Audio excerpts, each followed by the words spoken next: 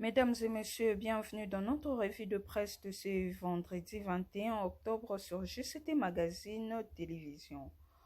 Entérinement de Denis Kadima par l'Assemblée nationale, Félix Tshisekedi face à un dilemme pour signer l'ordonnance où une frange de l'Union sacrée ne sont pas d'accord. Ouvrons cette revue de presse avec Forum des As qui titre à la une Seni Katumbi demande à Fachi le rejet de l'équipe Kadima. Dans une correspondance du 18 octobre adressée au président de la République Félix-Antoine Tshisekedi, le chairman du parti Ensemble ne demande pas mieux que le rejet pur et simple de la dite liste. Cautionner les irrégularités qui ont émaillé le processus d'entérinement de membres de la CENI conduira inévitablement le pays vers un nouveau cycle de désordre, argumente Moïse Katumbi dans cette lettre qui a circulé sur les réseaux sociaux.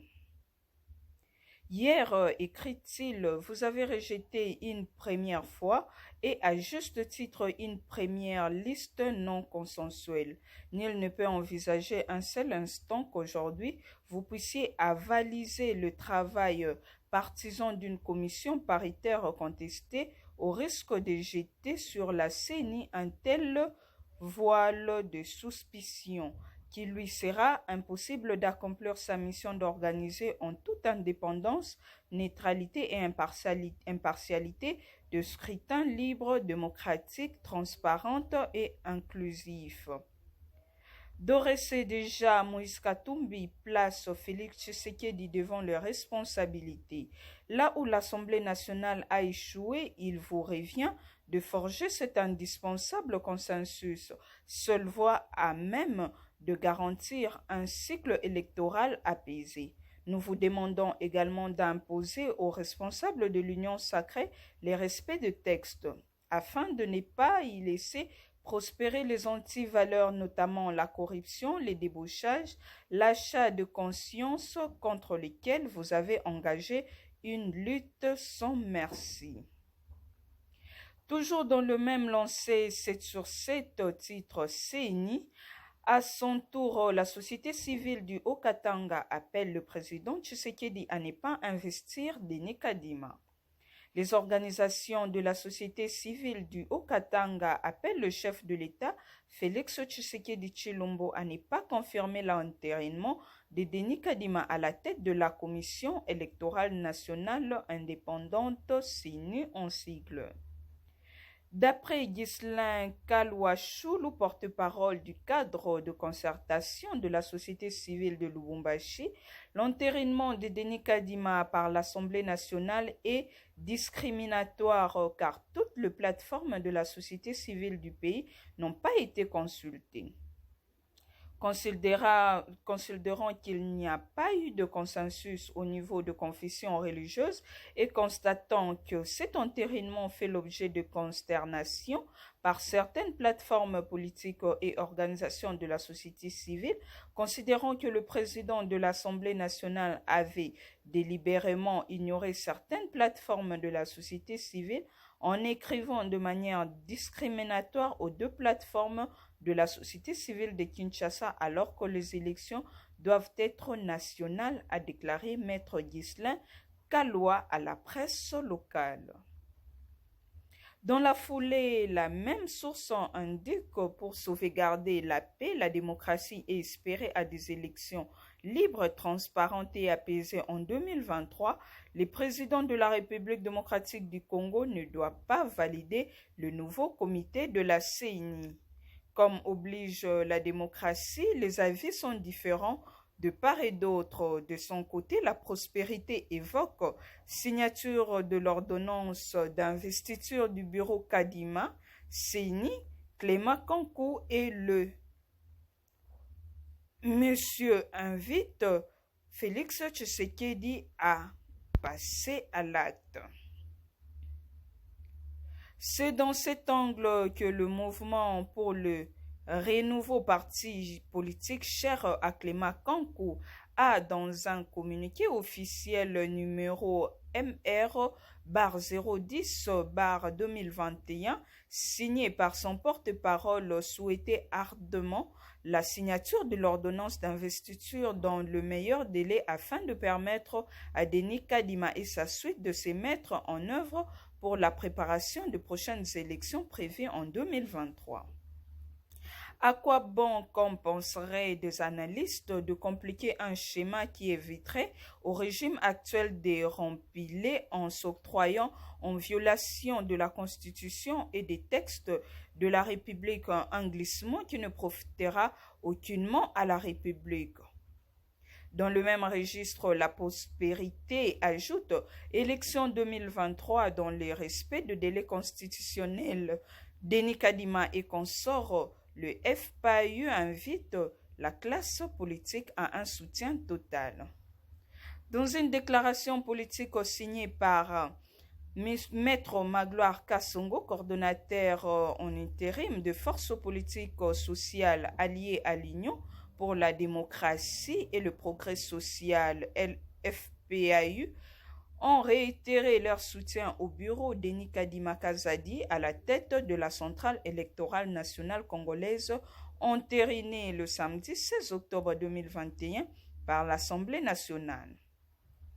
Pour ce mouvement politique rangé aux côtés du parti présidentiel, les textes générateurs de la procédure de désignation de membres de la centrale électorale, notamment la Constitution, la loi organique de la CENI, la charte constitutive de la CIME, ainsi que l'arrêt de la Cour constitutionnelle permettant à la commission paritaire de poursuivre ses travaux ont été scrupuleusement respectés.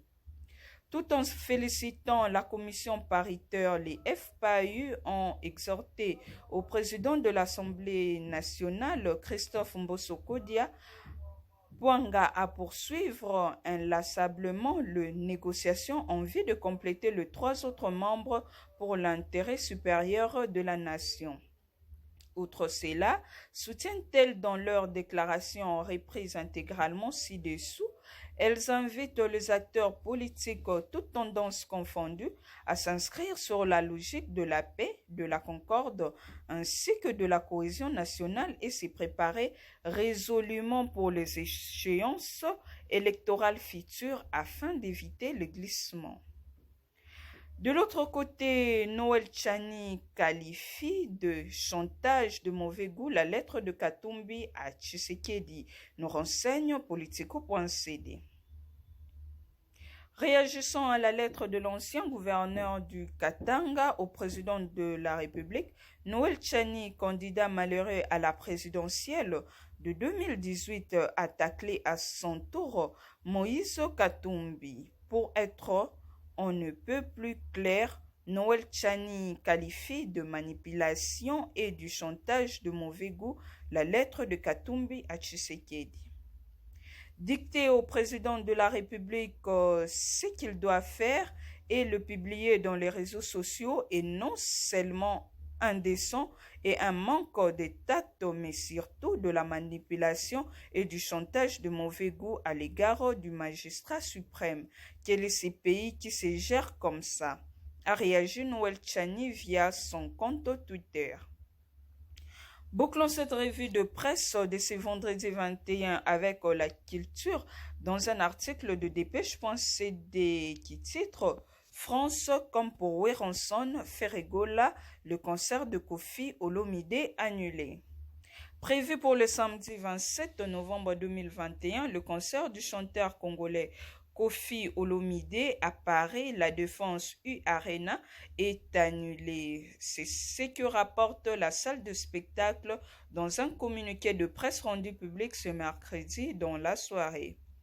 Ainsi donc, le concert de sa vie, comme l'a-t-il dénommé, n'aura pas lieu du moins pour ce 27 novembre. Celui qui avait engagé un bras de fer avec la diaspora congolaise vient ainsi de perdre ses grands défis. Après 11 ans d'absence sur la scène internationale, Koffi Olomide devait se produire à Paris, la Défense Arena, un de plus de grandes scènes européennes, pour son grand retour en France. Les conséquences de la pandémie de COVID-19, notamment sur le voyage international, ont malheureusement contraint la production de prendre la décision d'annuler le concert de Koffi Olomide, initialement prévu le 13 février 2021 à Paris. La Défense Arena est reportée au samedi 27 2021. Selon le communiqué de la salle U-Arena, toutes les conditions ne sont pas réunies pour accueillir le plus grand star de la musique africaine et internationale et offrir un show à la hauteur des attentes de Koffi Olomide pour son public. On est donc à la fin de notre revue de presse, mais avant de nous quitter, voici notre pensée du jour avec Confucius.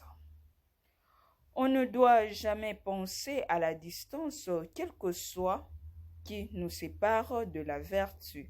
Restez connectés sur votre chaîne JCT Magazine Télévision. Merci.